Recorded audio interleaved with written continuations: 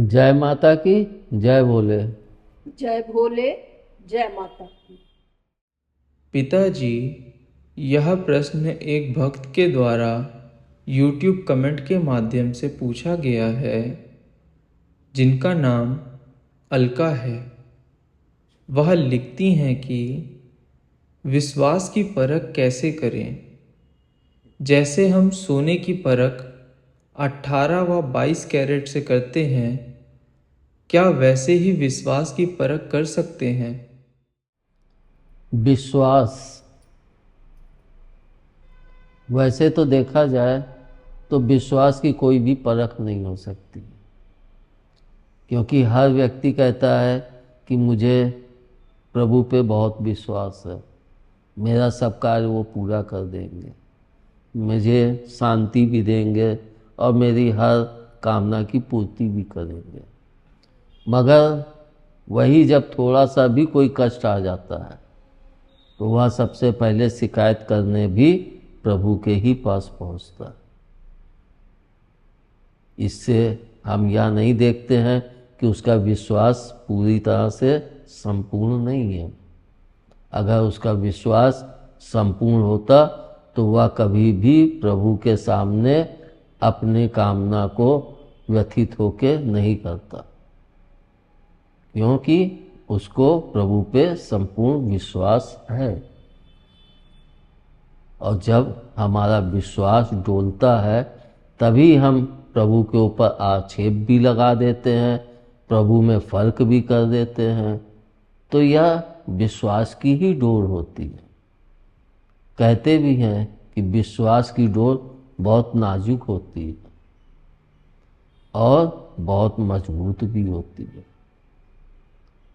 अगर जरा सा कोई बाधा आई तो विश्वास की डोर टूट जाती है, तो वह बहुत नाजुक है। लेकिन जिनका विश्वास एकदम अटल हो गया है, उस डोर को तोड़ना नामुमकिन हो जाता है। तो विश्वास हमें अटलता भी प्रदान करता है। और हम देखें तो व्यक्ति जैसे स्वयं पे ही हमारा धर्म सनातन है, उनका धर्म क्रिश्चियन है या उनका धर्म मुस्लिम है, सभी के धर्म अलग अलग है, मगर सब में एक ही बात कही गई है कि सबका ईश्वर एक है। इसके पश्चात भी हम लोग वह विश्वास कहाँ कर पाते हैं कि इनके भी तो जीसस परम पिता के ही तो अंश हैं। हमारे राम परम पिता के अंश हैं तो इनके जीसस भी तो परम पिता के अंश हैं, इनके मोहम्मद साहब भी तो उन्हीं के अंश हैं। प्रत्येक नागरिक उन्हीं का तो अंश है। इसके पश्चात भी मेरा धर्म सबसे अच्छा है, वो कहेंगे मेरा धर्म सबसे अच्छा है, वो कहेंगे मेरा धर्म सबसे अच्छा है। लेकिन हम किसी भी धर्म से चलेंगे तो पहुंचेंगे एक ही स्थान पे। यह भी सबको विश्वास है, पता है लोगों को, मगर फिर भी सब अपने ही धर्म को सर्वश्रेष्ठ बताते हैं और अपनी पूजा पद्धति को ही वो श्रेष्ठ समझते हैं कि हम इससे इतना चले, हमारी पद्धत श्रेष्ठ है और किसी की पद्धत श्रेष्ठ नहीं है। तो यह विश्वास नहीं है, इसमें आपको अपनी पूजा पद्धति पर अति विश्वास हो गया है। अगर विश्वास होता तो आप ये नहीं कहते कि मेरी पूजा पद्धति सबसे श्रेष्ठ है या मेरा धर्म सर्वश्रेष्ठ है। लेकिन जब अति विश्वास हो जाता है तब हम उसको इस प्रकार से वर्णन करते हैं। तो विश्वास की डोर नाजुक तो है ही है और कठोर भी है। अगर हम एक उसमें कहें तो हमारे लिए विश्वास की जो सबसे उपयुक्त वो हो सकता है वह यह है कि जहाँ पे हमें निश्चिंतता प्राप्त हो जाए, मतलब हम उस प्रभु पे या उस व्यक्ति जिसकी छत्र छाया में मैं उस कार्य को कर रहा हूँ, मेरा उनके प्रति इतना विश्वास दृढ़ हो जाए कि हमें कोई भी खतरा या कोई भी मतलब बाधा दिखे ही नहीं, कि मुझे इतना विश्वास है उनके ऊपर कि हम इसको कर लेंगे। तो वहाँ पे वह व्यक्ति एकदम निश्चिंत हो जाता है, क्योंकि उसका विश्वास अति दृढ़ हो गया है। और अति दृढ़ का मतलब अति दृढ़ उस प्रभु पे, वहाँ पे उस प्रभु के लिए अति चलती है। क्योंकि वहाँ पे अगर हम अति नहीं करेंगे तो हमको दर्शन हुए, मान लो हम कृष्ण जी को साध के चले और कृष्ण जी के स्वरूप के दर्शन हो गए तो हमारी कामना वहीं पूर्ति हो गई। लेकिन अति विश्वास की अभी हम उस स्थान पे नहीं पहुँचे, तो वहाँ पे हम पहुँचे तो हमारा विश्वास एकदम निश्चिंत हो जाएगा कि संसार में अब हमें कोई भी उसकी आवश्यकता नहीं है, सिर्फ प्रभु के दिए हुए कार्यों को करना है। और इस संसार को हम जो भी सुंदर और अपनी क्षमता के अनुसार जो भी लाभ पहुंचा सकते हैं वह हम करें, क्योंकि वह सभी इंसानों का कर्तव्य होता है।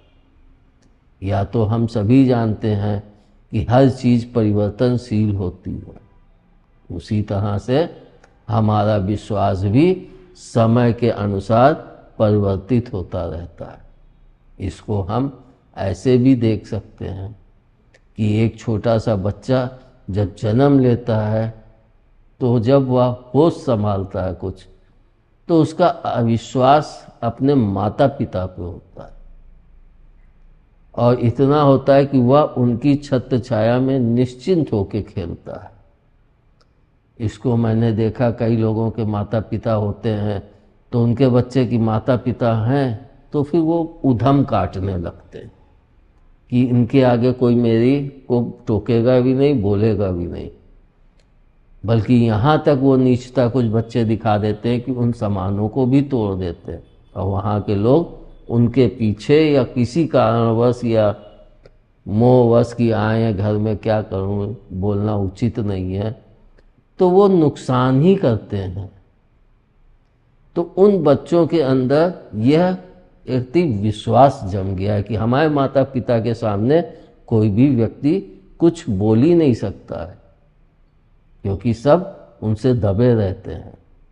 और यही विश्वास धीरे धीरे जब अति विश्वास में पनपता है तो वह बच्चा आगे चल के जब बड़ा होता है तो वह उद्दंड होता जाता है, मतलब वह अपने माता पिता की भी नहीं सुनता है। उसको यह लगने लगता है कि अगर हम कुछ भी करके आएंगे मेरे माता पिता उससे मुझे बचा लेंगे। मगर जब यही ठोकर उसको लगती है तब वह अपने माता पिता से स्वयं कहता है कि आपने मेरे को बचपन में क्यों नहीं कंटाप मार के सिखाया, अगर आपने उस समय सिखाया होता तो आज ये गलती मेरे से ना होती। तो यह हमारा अति मोह भी उसके विश्वास को मजबूत करता है, और जब उसके विश्वास को मजबूत करता है तो उसके पश्चात जब उसको विश्वास खंडित होता है तो वो विद्रोही स्वरूप में हो जाता है, क्योंकि उसका विश्वास इतना दृढ़ हो चुका होता है कि वो खंडित होता है तो वह व्यक्ति विद्रोही स्वभाव का हो जाता है। तो हमें किसी के अंदर अति विश्वास नहीं जगाना चाहिए। विश्वास रखो, प्रभु पे रखो, अपने माता पिता पे रखो, जहाँ रहते हो जहाँ वो करते हो उन पे रखो। जैसे सभी विश्वास रखते हैं कि ये आसमान कभी गिरता नहीं है, ये एक विश्वास ही तो है। और इसका सबसे अच्छा उदाहरण तो हम कृष्ण जी ने जब गोवर्धन पर्वत उठाया था, वो तो अपनी छिंगली उंगली पे उठाए गोवर्धन पर्वत को, बाकी सब ग्वाल बाल जितने थे वो लाठी की हम भी टेके हैं, हम भी गोवर्धन पर्वत को साधे हैं, वो लाठी लगाएं, वो लगाएं, सब लगाए हैं कि हम इसको रोके हुए हैं। तो यह उनका विश्वास ही तो था, और उनके विश्वास को प्रभु ने खंडित नहीं किया। अगर उनके विश्वास को वो खंडित कर देते तो वह विद्रोही हो जाते कि मैं तो इतने उससे सही लगाया था और प्रभु ने तो कह दिया कि मैं ही थामे हूँ, तुम लोग क्या कर रहे हो। तो गुस्सा आ जाएगा कि नहीं। प्रभु प्रेम के भूखे होते हैं, उनको ये नहीं कि हाँ कार्य मैं कर रहा हूँ उसका फल कोई और अपने ऊपर ले ले या अपनी वाहवाही करवा ले, इससे प्रभु को कोई भी लगाव नहीं होता है। उनका सिर्फ इतना लगाव होता है कि बच्चे के अंदर एक विश्वास जागृत करो कि हाँ मैं इन कार्यों को कर सकता हूँ और मैंने किया, मैंने इस पर्वत में लाठी लगा के प्रभु का कुछ तो सहयोग किया। मैं नहीं उठा सकता हूँ मगर प्रभु का कुछ तो सहयोग किया, कुछ तो उनके हाथ पे वजन कम हुआ, तो यह भी तो उसका विश्वास ही है। तो यह सब देखते हुए मीराबाई थी, उनका प्रभु पे कितना विश्वास था। वो तो इतना विश्वास था कि उनको तो हर समय प्रभु को देखते देखते वो प्रसाद भी जहर पी गई। तो यह उनके विश्वास का ही तो फल था, तभी तो वह जहर उनका कुछ भी तो नहीं बिगाड़ पाया। तो हम यह कह सकते हैं कि हम लोग कहते तो हैं कि हमें विश्वास है, और विश्वास का कोई सही मापदंड आप बता ही नहीं सकते हैं, लेकिन विश्वास का एक जो मापदंड है वो जिस विश्वास को रखने में, जिस विश्वास के कारण हमारे अंदर निश्चिंतता आ जाती है, वही विश्वास हमारे लिए दृढ़तापूर्वक स्थिरता प्राप्त कराता है, क्योंकि उस विश्वास के कारण ही हमें निश्चिंतता प्राप्त हुई है। एक चीज़ हम और भी देखें अगर, तो हम देखते हैं कि विश्वास जो होता है वो हमारे उत्साह की भी वृद्धि करता है और ऊर्जा की भी वृद्धि करता है। इसको हम ऐसे देखें तो एक कांवड़िया कांवड़ कितनी दूर से लेके चलता है, तो उसने जब कांवड़ में तैयार की, उसमें गंगा जल रखा और फिर वहाँ से वो कांवड़ लेके चलता है, तो वह कांवड़ को कहीं पे भी जमीन पे नहीं रखता है, क्योंकि जमीन में रखने पे ही वह अशुद्ध हो जाती है। अशुद्धि का मतलब ये नहीं कि जल अशुद्ध हो गया, अशुद्धि का मतलब ये है कि हमने प्रण लिया है कि यहाँ से जल लेने के पश्चात हम कहीं धरती पे नहीं रखेंगे और सीधे अपने लक्ष्य पे पहुँच के प्रभु को इस जल को अर्पित करेंगे, मतलब उनका जलाभिषेक करेंगे। वैसे भी सावन के महीने में जलाभिषेक बहुत ही महत्व प्रदान करता है। अगर हम लोग चाहें तो सावन में जलाभिषेक प्रभु का वैसे भी बहुत होता है और हम लोग भी करें, तो वह कांवड़ लेके चलता है, तो यह उसका विश्वास ही तो होता है जो उसके उत्साह में वृद्धि करता है। तो वो जय भोले जय भोले बम भोले बम भोले बोलता हुआ चल देता है। उसका विश्वास ही होता है कि वह कितने किलोमीटर की पद यात्रा अपने उस विश्वास के बलबूते पे पूरी कर लेता है और उसे कोई तकलीफ भी नहीं होती, ना वो प्रभु से कोई शिकायत करता है। क्यों? क्योंकि उसके विश्वास ने उसके उत्साह में भी वृद्धि की और उसकी ऊर्जा में भी वृद्धि हुई, जिसके कारण उसे मार्ग में थकावट भी उतनी नहीं लगी होगी। क्यों? प्रभु के ऊपर उसका संपूर्ण विश्वास है इसलिए। और वह विश्वास को रखते हुए, अपनी ऊर्जा को बढ़ाते हुए जब वह अपने लक्ष्य तक पहुंचता है प्रभु तो, और फिर शिवलिंग पे जब जल को अर्पित करता है, तब आप उसके विश्वास को देखिए। अगर हम लोग सिर्फ देखते क्या हैं कि व्यक्ति जल चढ़ा रहा है, सभी जल चढ़ाते हो गया, मगर आप एक डॉक्टर की तरह देखिए। जैसे कोई डॉक्टर खड़े होकर मरीजों को देखते हैं, लेकिन जब पढ़ाई करते हैं तो उनको ये भी कि हम नज़रों से ही पहचान लें कि कौन सा पेशेंट किस बीमारी से प्रताड़ित है।